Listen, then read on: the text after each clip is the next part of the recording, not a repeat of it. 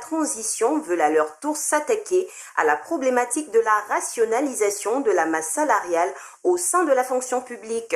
En effet, au terme du Conseil des ministres de ce 12 septembre, un projet de décret fixant la procédure de recrutement des agents publics de l'État a été adopté. Renforcer le dispositif de gestion des ressources humaines de l'administration dans une dynamique de gestion prévisionnelle des emplois, des effectifs et des compétences qui visent l'assainissement des modalités de recrutement à la fonction publique et de la masse salariale.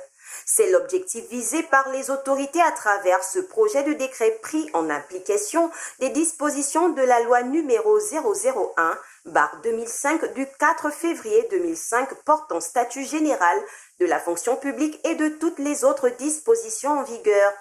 Selon le communiqué final du Conseil des ministres, tout recrutement dans la fonction publique est suscité par une évaluation des besoins en ressources humaines. S'il n'y a rien de nouveau dans cette démarche, les changements voulus par les autorités tiennent principalement à l'exigence d'un plan de recrutement élaboré chaque année et transmis au plus tard la première quinzaine du mois d'avril. L'interdiction d'établir l'attestation de prise de service ou de générer l'identifiant avant l'obtention du poste budgétaire, l'existence d'un cadre d'expression et de validation des besoins émis par les administrations.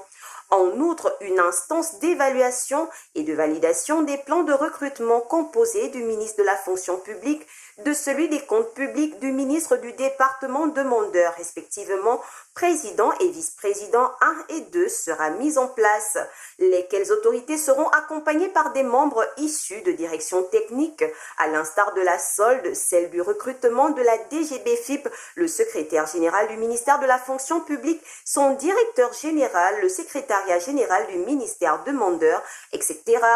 Bref, le dispositif voulu se veut collégial et transparent. Rappelons que l'une des exigences régulièrement formulées par les partenaires techniques du Gabon dans l'assainissement des comptes publics est l'optimisation de la masse salariale. Or, au Gabon, rien que dans la loi de finances rectificative 2024, ce poste de dépense représente sensiblement 20% du budget général de l'État.